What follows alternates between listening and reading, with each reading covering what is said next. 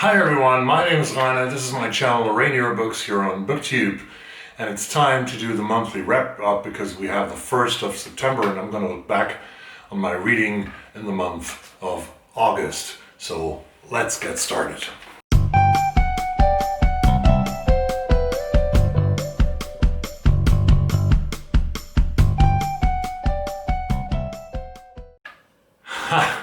Hi everyone. So I'm wearing this hoodie because I was out buying groceries late at night, and I'm wearing a hoodie because it's getting chilly outside, and this hoodie is a very special one. I don't know if you can see the logo here. I bought it 4 years ago in Liverpool, England, and it's a hoodie from the Liverpool FC, an American-owned English traditional football soccer club, one of the greatest in the world, with our wonderful German coach Jurgen Klopp. But now I stop with talking about football. I'm talking about the books that I've read over the month of August 2020, and I read 7 books. I finished 6 books. I'm sorry, 6. I almost finished 7 books, but I come to that a little later in the video. I DNFed at least 2 books, and they were The Glass Hotel by Emily St.John Mandel. Didn't like it. And it was also This Mournable Body by Tsitsi Dangarembga. Didn't like it, couldn't read a book in second person telling, it was impossible to me. And I also decided I don't have to read the book along list. I don't have to do it if I cannot identify with many of the titles on the list. I know that many of you love that list, but many of you are reading it, and I admire you for your patience and for your work, for your hard work, but I thought I won't do it. I wait for the National Book Award long list of 2020, which will come on September 18, and I hope that I'm going to read a lot of these titles. Maybe I have already read a couple of titles from that National Book Award long list. So to my reading, the books I finished. The first one is a book that I haven't reviewed yet, but I will give it a single review in about 4 weeks from now, because the book is first going to be published on October 28, I think, by Counterpoint in the United States, and this is Tom Zoellner's essay collection, The National Road, which is an amazing book that I can tell you already now. I think it's an amazing collection of essays about the state of the United States, where it was and how it looks like today, with a guy, Tom Zoellner, who has traveled more than probably any other person around through the United States. Just one little information from the book is that Tom has been to 48 of the 50 state capitals in the US. That's almost incredible, isn't it? The second book I listened to the second book that I finished actually, and this was Pizza Girl by Kyoung Frazier, because I really, really loved Pizza Girl. It's an amazing debut by a young author from California. She has really touched me to the core with this story about an 18-year-old girl living in Los Angeles, California, as a delivery girl, as a pizza girl, and one day she comes to a house where she delivers a special pizza to a woman which is almost twice her age, which she is going to develop a very interesting and strange relationship to, and her life is going to change in a way that is very surprising, was very surprising to me. I thought the characters were very, very much authentic and believable, and they had really meat and bones, if you know what I mean. And they had a heart, and that's just the greatest thing that the character must have. The third book is a book that I own. I take it from my windowsill, which is here on the left side, and this is Uncanny Valley by Anna Wiener. This is a memoir that I read in the beginning of August, and I was really satisfied with it. Anna, you did a great job. She was a young woman working in the literature industry in New York City, not earning so much money, not having a real health insurance insured with her parents. And when she got 25, she realized she has to do something else to make a living, to make a little more luxury in her life, which she didn't have before.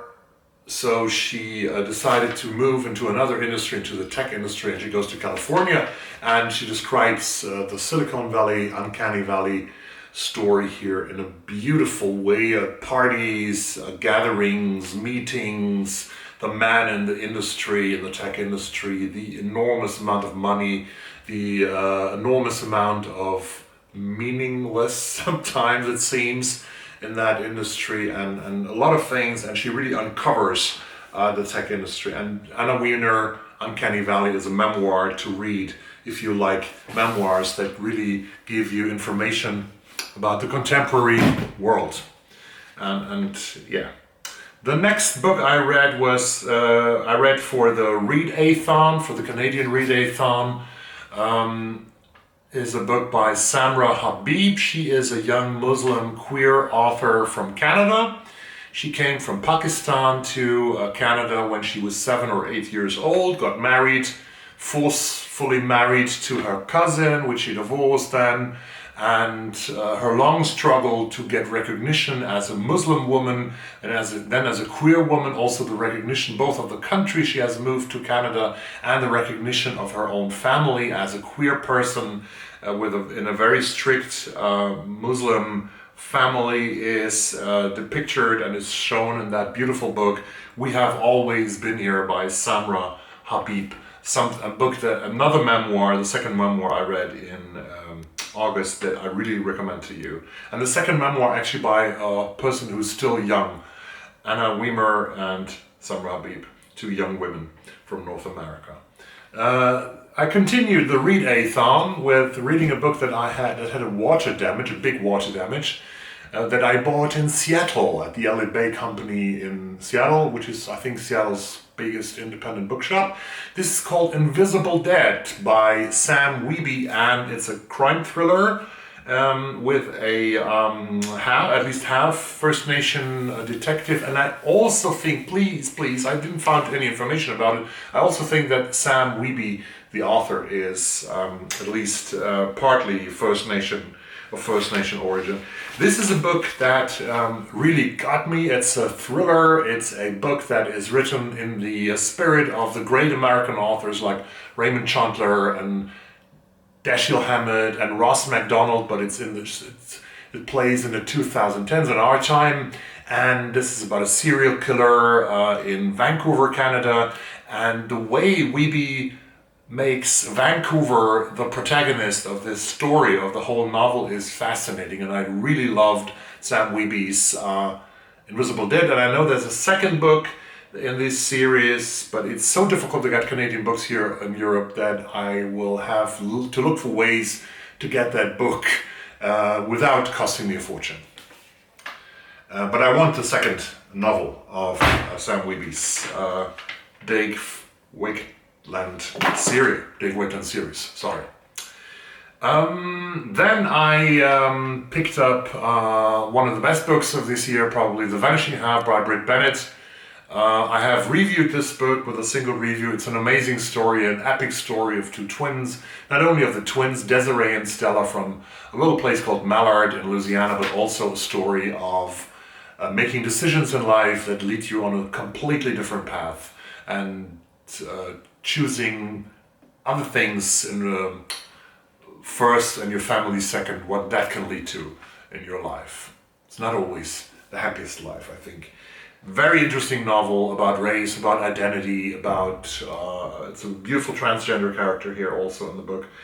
I hardly recommend it. The Vanishing Half by Brit Bennett. She's only 30 years old and a candidate for the long list of the National Book Award, I guess. And the seventh book, the seventh book I didn't finish.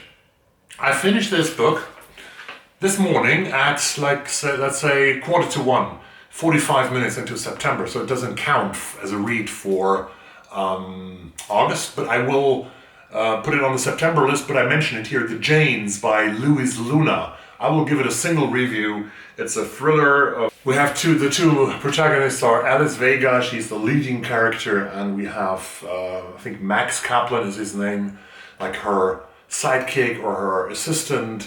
They are investigating the murder of two young Mexican children, actually, who were trafficked from Mexico to the United States to work as prostitutes in a brothel outside of San Diego.